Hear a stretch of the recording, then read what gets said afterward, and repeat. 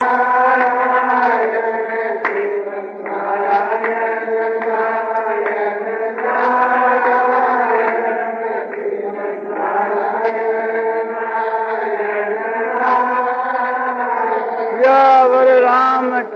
की और मुक्त वंशी। दूसरी बात, मन मना हो मत भक्तो हो, तू मेरा भक्त बन जा। तो भगवान का जो भक्त बन जाता है तो उसका भी उद्धार हो जाता है। स्वयं भगवान कहते हैं कि देवान देव ये जो जानती मत भक्ता जानती मामपी, कि देवताओं के भक्त देवताओं को प्राप्त होते हैं और मेरे भक्त मुझको प्राप्त होते हैं। बोले ये बात कहाँ है? कि गीता की 7वें अध्याय के 23 श्लोक में। बोले हमको तो 9वें अध्याय के वहां बतला होगा कि केवल भगवान की भक्ति करने से भी उसका उद्धार हो जाता है, कल्याण हो जाता है। बोले इसमें क्या कहना है? चाहे कैसा पापी से पापी क्यों नहीं हो, भगवान ने इसे 9वें अध्याय में कहा है, अतिथ्य सुधराचारो बचते माम नन्न भाग साधुरे समन्तव्य समक व्यवसितो ईशो क्षिप्रं भवति धर्मात्मा सस्वशांति निगच्छति कौन्ते प्रतिजानी ही नैने भक्त प्रणशति। ये गीता की 9वें अध्याय के 2 श्लोक हैं, 30 और 31 के। इनका भाव यह है कि अतिशय सुदुराचारो, यदि अतिशय दुराचारी है, पापाचारी, झूठ कपट चोरी व्यभिचार करने वाला, मदिरा खाने वाला, मांस खाने वाला और समझो कि अनेक प्रकार के पापों का आचरण करने वाला ऐसा अतिशय दुराचारी पापी है और मेरी अनन्य भाव से भक्ति करता है, यानी मेरा अनन्य भक्त है, तो उसको साधु ही मानना चाहिए। क्यों? इस समग्र भविष्य सैव पुरुष समगवान अच्छी प्रकार से तीनिश्चय वाला है कि भगवान की भक्ति के समान, भगवान के भजन के समान दुनिया में दूसरा कोई साधन नहीं, इसलिए वो मेरा भजन करता है। इसके प्रभाव से क्षिप्रं भवति धर्मात्मा, वो शीघ्र धर्मात्मा हो जाएगा। आज वो पापात्मा है, किंतु तुम याद रखो वो जल्दी धर्मात्मा बन जाएगा और शाश्वत शांति निवसती, सदा रहने वाली जो परम शांति उसको प्राप्त होगा। और जोर दे कहते हैं कि कौन से प्रतिजानी ही मैंने भक्त प्रणशति, हे कौन से तू ये मेरी प्रतिज्ञा जान कि मेरे भक्त का कभी ऐसा विनाश नहीं होता। तो भगवान की भक्ति का महत्व दिख रहा है। एक एक बात मुक्ति की देने वाली कि मन मना भव और मद भगतो भव, तू मेरा ही भक्त हो जा। तीसरी बात है मदिया जी, तू मेरी पूजा कर। केवल पूजा से भी कल्याण हो जाता है। ये बात भी 9वें अध्याय में कही, 9वें अध्याय के 26 के श्लोक में। पत्रं पुष्पं फलं तोयम यो मे भक्त्या परियच्छति तदहं भक्तुपेत मस्नामि प्रियतात्मनः। पत्र पुष्प फल जल, जो कोई मेरा प्यारा प्रेमी प्रेम से मुझको देता है उसका दिया हुआ मैं खाता हूं। भगवान स्वयं कहते हैं कि मैं प्रकट होकर के उसके यहाँ भोजन करता हूं। किसके के जो प्रेम से मुझको देता है। बोले हम लोग तो पूजा करते हैं, हमारे घर तो भगवान नहीं आते। बोले हम देते हैं किंतु श्रद्धा और प्रेम की कमी है, विश्वास और प्रेम की कमी है। इसका भाव यह है कि पत्रं पुष्पं फलं तोयम यो मे भक्त्या प्रेषति। जो पुरुष पत्र पुष्प फल जरे भक्ति से मुझको अर्पण करता है, उस प्यारे भक्त का भक्ति से दिया मैं सुख खाता हूं प्रकट होकर। इसमें भी 4 बात आई, पत्र पुष्प फल जल। मुझे चारों चीज की अर्पण करने से ही भगवान प्रकट होते हैं। चारों में 1-2 के अर्पण करने से भी भगवान प्रकट होते हैं। बोलो 1-2 के अर्पण करने से भी भगवान प्रकट हो जाते हैं, चारों करने से और भी उत्तम बात है, एकदम भगवान प्रकट हो जाते हैं। बोलो कहीं हुए हैं? बोले हाँ। विदुर कैसे ने साग के पत्ते दिए और वहां भगवान बिना बुलावे गए। द्रौपदी ने समझो कि एक शाख का पत्ता अर्पण किया और उसका उद्धार किया संकट से, केवल पत्थर से, एक पत्थर। ये कथा आती है महाभारत के वन पर्व में।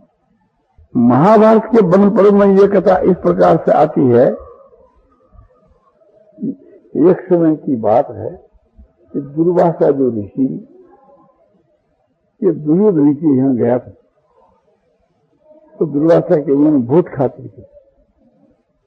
तो जब जब दुर्वासा जाते तब तब दुर्योधन खूब खातिर करते, और वे एक साथ में 10,000 शिष्यों को लेकर जाया करते थे। दुर्योधन ने अपने मनुष्यों को यह आज्ञा दे दी कि हर वक्त 10,000 मनुष्यों के लिए भोजन तैयार रहना चाहिए। प्रातः काल का भोजन सायंकाल तक रखे, सायंकाल में उसको दूसरे काम में देवे, और फिर सायंकाल का बनाया वो भोजन प्रातः काल तक रखे, प्रातः काल हो जाए तो उसको दूसरे काम में ले लो। इस प्रकार से समझे कि भोजन वो हर वक्त तैयार रखता था। और जब दुर्वासा आते हैं, आधी रात के भी आते हैं कि क्यों फिर हमारे 10,000 शिष्यों के लिए भोजन वो हमारा तैयार, अब जब आप कभी तैयार, हमारे को कहने की जरूरत नहीं, जब आपकी मौत तभी आ जाए तो। तब तो दुर्वासा बहुत ही खुश हो गए। कहा दुर्योधन, मैं तुम्हारी सेवा के ऊपर खुश हो गया, अब जो तुम्हारी इच्छा तो तुम वरदान मांगो। बोले हमारा वरदान यही है, हमारा भाई युधिष्ठिर, हमारे चाचे का लड़का भाई जो है युधिष्ठिर बड़ा धर्मात्मा पुरुष है, तो इन 10,000 शिष्यों को लेकर एक दिन आप वहां भी जाओ, किंतु कौन से समय में जाना चाहिए कि जब द्रौपदी भोजन कर चुके उसके बाद जाना। तो वे एक प्रकार से योगी थे, ध्यान लगा पता लगा देख कि अब द्रौपदी ने भोजन कर लिया, तो बस उसी वक्त पहुंची। महाराज युधिष्ठिर ने बड़ा आदर सत्कार किया, आइए महाराज आज कैसे। हाँ बोलो, आज एक प्रकार से आपके यहाँ आए हैं, हमारे लिए 10,000 आदमियों के वास्ते भोजन तैयारी कराओ। हम मध्याह्न काल की संध्या करके, स्नान करके संध्या करके आते हैं। बहुत अच्छा, जो आज्ञा महाराज। वे तो चले गए, एक 10,000 शिष्यों को ले गए और जाकर के जलाशय में स्नान किया तालाब के वहां, और स्नान करके संध्या करने लगे। इतने राजा युधिष्ठिर घर में आकर द्रौपदी से पूछा, क्यों द्रौपदी, दुर्वासा ऋषि 10,000 शिष्यों के सहित आए, अब भोजन तैयार है, तूने भोजन तो नहीं किया। बोले महाराज अभी अब मैं भोजन करके, और वो टोकरी जो है वो मांझ करके रहे। जिसने कहा कि भाई बहुत ही जुल्म की बात, दुर्वासा ऋषि को मैंने तो निमंत्रण दे दिया, और वे स्नान संध्या के लिए गए हैं, और वे आएंगे, भोजन नहीं मिलेगा तो अपने सब कुल को भस्म कर दो। अब द्रौपदी व्याकुल हो गई कि क्या उपाय किया जाए। वो घर में जो टोकनी है उसमें आज पर एक ही बार रंगा जाता था, और उसमें राम चुके। जब महाराज युधिष्ठिर वन में आए थे तो उस समय में बहुत से समझो कि ब्राह्मण साधु अतिथि लोग उनके साथ में रहा करते थे। तो उनका यह था कि कोई हमारे घर के ऊपर आओ तो उसको भोजन करा करके भोजन करना चाहिए। तो इस संकट में पड़े थे, तो जो मुनि के कहने से उन्होंने सूर्य स्तोत्र का पाठ किया कि सूर्य स्तोत्र के पाठ करने से सूर्य भगवान जो है इस संकट को दूर कर सकते हैं। भगवान सूर्य भागकर मनुष्य का रूप, ब्राह्मण का रूप धारण करके वहां आए। बोले राजा युधिष्ठिर, बोलो क्या चाहते हो, मुझको कैसे बुलाया। बोले महाराज ये हमारे ऊपर संकट है।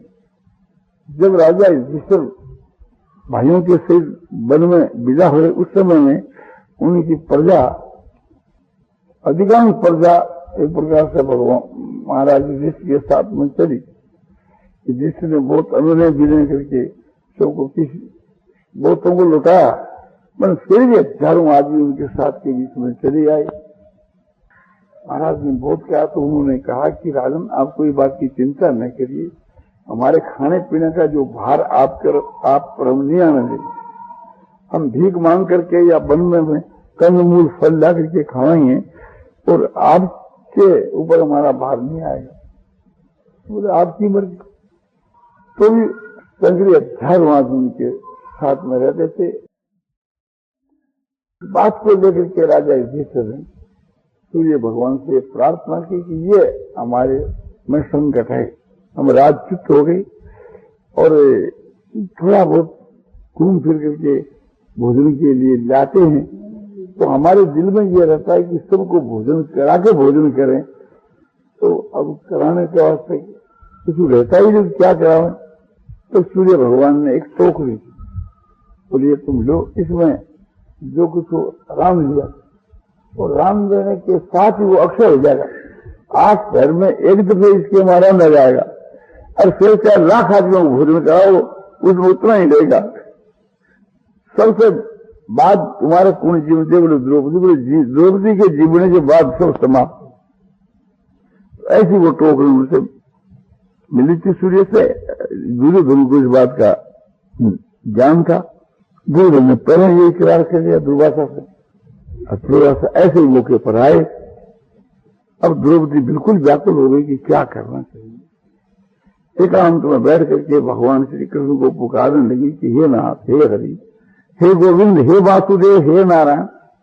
जब हमारे पर संकट पड़ा था, सभा में मैं घसीटी गई थी, मेरे केस खर्चे गए थे, मुझको दुशासन नग्न करना चाहता था, उस समय में आपने मेरी सुरक्षा करी, तो वो तो हमारी लज्जा ही जाती, और आज तो हमारा सब कुल भस्म हो जाएगा दुर्वासा की कोपाग्नि से। तो इस दुर्वासा की कोपाग्नि से प्रभु आप आकर के बचाइए।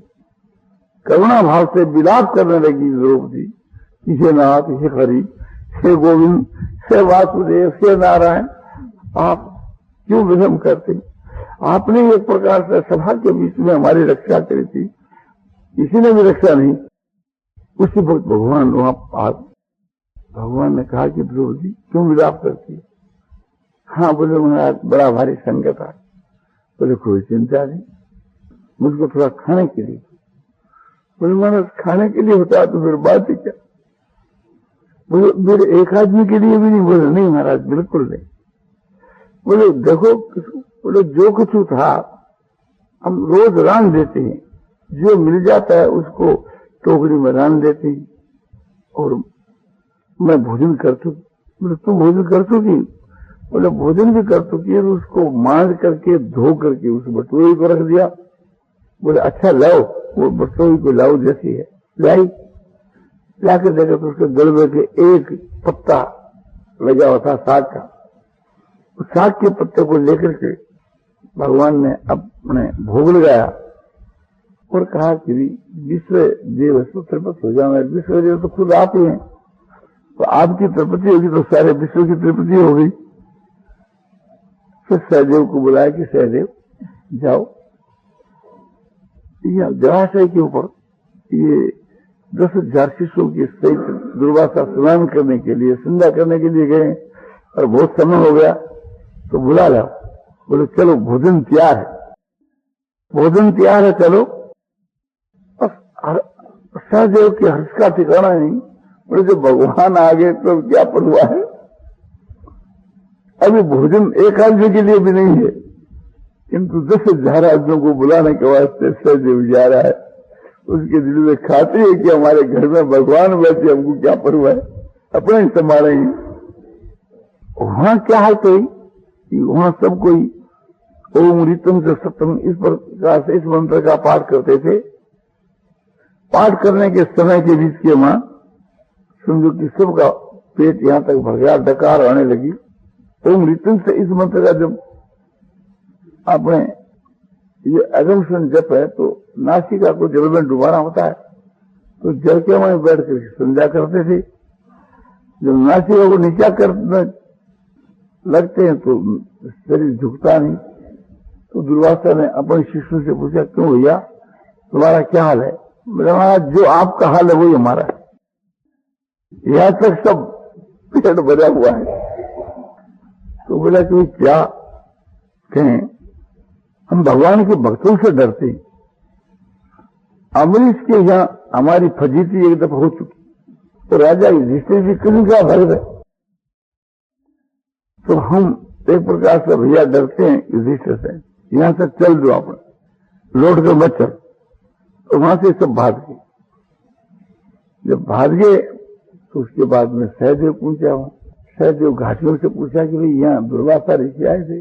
बोले आए थे 10,000 शिष्यों के सहित स्नान करके संध्या करके हुए इस तरफ पूर्व की तरफ सब भाग गए सब भाग। ठीक है, आगे भगवान से कह दिया महाराज ये बात हुई। बोले कोई चिंता नहीं, जब आवे हम हैं, कोई बात नहीं। अब कब हम आपको, उस दिन से बात फिर आई नहीं। तो पत्रम पुष्पम फलम चोजम यो में भक्त्या पर्यचते तदन भक्तु प्रिय मस्नामी प्रियतात्मन। पत्र पुष्प फल जल जो कोई मेरा प्यारा प्रेमी प्रेम से देता है, उस प्यारे प्रेमी का दिया हुआ मैं खाता हूं। तो पत्रम पुष्पम, पत्र जो है सो द्रौपदी के यहाँ पत्र का भोग गया। पुष्पम गजेंद्र को जब आपत्ति पड़ी, गज और ग्रह की जब लड़ाई हुई तो ग्रह जो है सो गज को टान करके ले गया गहरे जल में। जब एक समझो कि आपने जो बरसूंड रह गई, तब एक पुष्प हाथ लग गया तो उस पुष्प को भगवान के समर्पण कर दिया। उसी वक्त भगवान वहां प्रकट हो गए, ग्रह को मार करके गजेंद्र का उद्धार किया। ग्रह से भी एक प्रकार से छुटा दिया और वैसे उसके आत्मा का भी उद्धार कर दिया, और ग्रह का भी उद्धार हो गया भगवान के हाथ से मरने के कारण। गज और ग्रह का इनके पूर्व जन्म का बैर था, किंतु यहां बैर समाप्त हो गई। तो पत्रम पुष्पम फलन, फल जो है भिजनी के यहां जाकर के बड़े प्रेम से भगवान ने अपने भोग लगाया, और ऐसा प्रेम से लगाया कि बोले वाह ऐसा भोजन तो हमको कहीं मिला ही नहीं। बड़े प्रेम से रुत के भगवान ने सबरी के यहां भोग लगाया। तो पत्रम पुष्पम फलम तोयम, तोय मान जल। तो इस प्रकार से एक श्लोक के धारण करने से परमात्मा की प्राप्ति हो जाती है। इसमें तो कहना क्या है, किंतु एक श्लोक का एक अंग भी धारण करने से परमात्मा की प्राप्ति हो जाती है।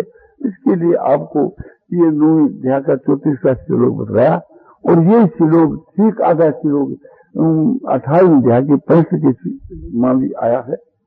मन मना हो मत भक्तो मध्यादिमान नमस्कुरु मामे वो सप्तम से प्रति जाने प्रिय में, वहां आधा श्लोक का थोड़ा फर्क है कि उसका ये भाव दिख रहा है कि तू मेरे में मन को लगा, मेरा भक्त हो जा, मेरी पूजा कर, मुझको नमस्कार कर। इस प्रकार से करने से तू आपने मुझको ही प्राप्त होगा। मैं तुम्हारे प्रति सत प्रतिज्ञा करके कहता हूं कि तू मेरा भक्त है, इस वास्ते मैं तुम्हारे प्रति सत प्रतिज्ञा करके कहता हूं तू मेरे को प्राप्त हो जाएगा। तो ये चारों बात के धारण करने से भगवान की प्राप्ति हो जाती है। तो भगवान ने जगह जगह कही, किंतु चारों में से एक को धारण करने से भगवान की प्राप्ति हो सकती है। इस बात को समझ करके हम लोगों को माने गीता के किसी एक अच्छे से श्लोक को, भक्ति के ज्ञान के वैराग्य के श्लोक को धारण करके उसके अनुसार साधन करना चाहिए, उपासना करनी चाहिए। नारायण नारायण नारायण श्रीमन नारायण नारायण। और वैश्य के घर पर वैश्य और क्षत्रिय ब्राह्मण 3 होते। अपने से सामान्य जाति वाला, श्रेष्ठ जाति वाला जो है अतिथि होता है, नीची जाति का नहीं होता। किंतु भक्ति के मार्ग के बीच में अपने घर पर चंडाल भी आ जाए तो वो भी अतिथि है। और राजा अवंती जो भगवान के भक्त थे, इसके यहाँ तो कोई भी आ जाए उसको भोजन कराकर ही भोजन करता है। 2 अतिथियों का सत्कार करके फिर भोजन करने की तैयारी की। इतने में एक चंडाल बहुत से कुत्तों को लेकर के आ गए और कहा कि राजन हमारे कुत्ते बहुत दिनों से भूखे हैं, आप बड़े दयालु हो, तो इनको कुछ खाने के लिए। राजा ने कहा कि लो, जो कुछ था राजा ने सौंप दिया। वो चंडाल और जो कुत्ते सब खा करके चले, कुछ भी नहीं बचा। राजा 48 दिन के भूखे थे, 1 दिन और बढ़ गया, 49 दिन हो गए। अब बड़े व्याकुल हो गए, प्राण जाने की तैयारी हुई, कुछ भी नहीं है, बस एक आदमी की प्यास बुझे इतना, एक माटी का कटोरा जल का भरा हुआ, एक आदमी जिसको पी करके अपनी प्यास बुझा सके, इतना ही जल शेष रह गया। उस जल को लेकर राजा पीने लगा, इतने में तो एक और चंडाल आ गया। उसने कहा कि महाराज मैं बहुत दिनों का प्यासा हूं, क्या मुझको थोड़ा जल दे सकते हैं आप? बोले भैया तुम ले। तो वो जल है उसको पिला दिया, तो राजा का कुछ भी नहीं रहा, तो चंडाल गायब हो गया।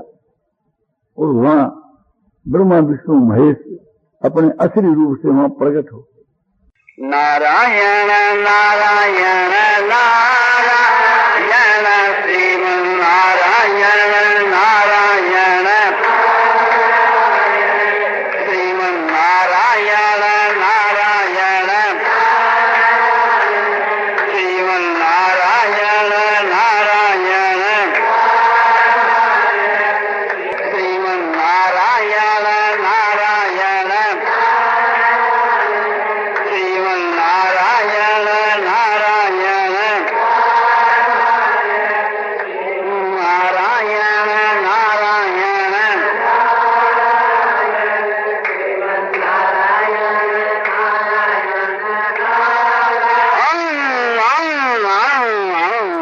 पूर्णं पूर्णं अपारं शान्तं घनं अचलं ध्रुवं नित्यं बोधस्रुवं ज्ञानस्रुवं मानं धियं